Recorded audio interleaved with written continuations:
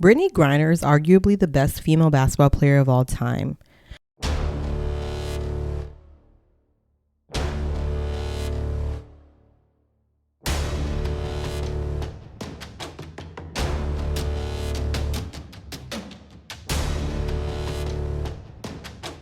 The 31-year-old played center for the Phoenix Mercury WNBA team and comes in at a whopping 6'9". Like many female basketball players, she would often compete for teams abroad on the WNBA off seasons. One of the main reasons being to earn extra money, especially since the maximum base salary a WNBA player can receive is around $228,000. On February 17, Griner entered Russia to play for the professional basketball team UMMC at Ekaterinburg. But things took a turn when Russian officials discovered that she had 2 vape cartridges containing hashish oil in her luggage.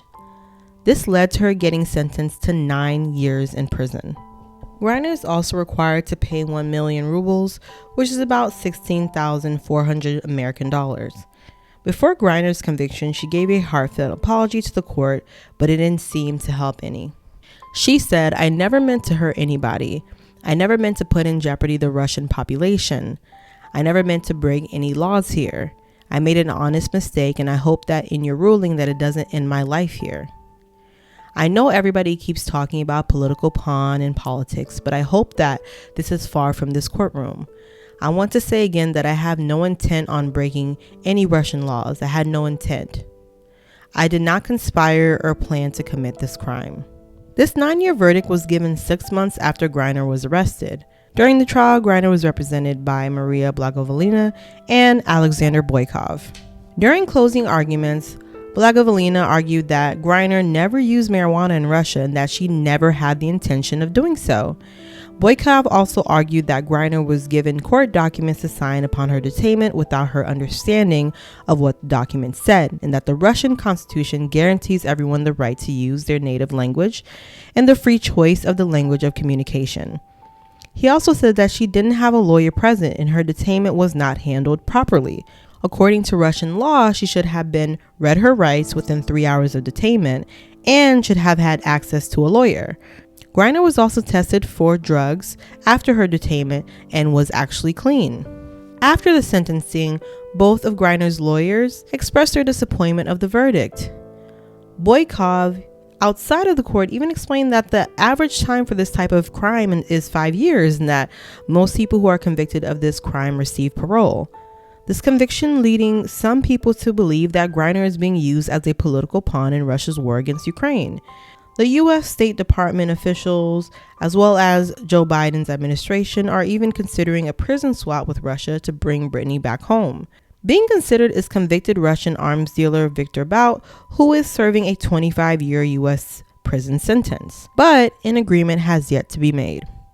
In May of this year, Brittney Griner's wife, Sherelle, who learned about the detainment through texts she received from Brittney, spoke out about the detainment. She said that prior to the detainment, Griner's treatment in Russia was great and that the basketball players there are treated like stars. She misses her dearly and wants her home. She also expressed that she doesn't know who she'll be getting back when Brittney returns.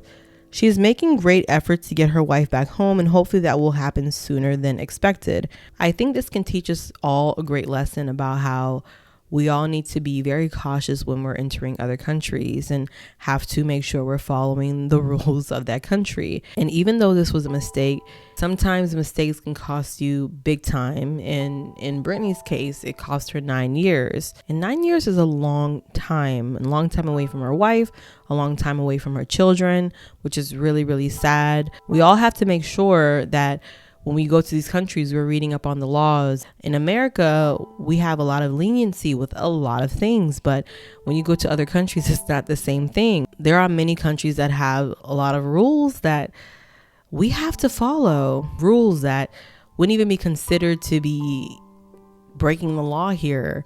Whether this be a mistake or not, it is a very sad situation, but we always have to be cautious when we're going to other countries. You are a foreigner and you are vulnerable in that country, so you want to make sure you're following their rules to the T. So I want to know what you guys think in the comments. So please comment, like, and subscribe, and I will see you guys in the next video.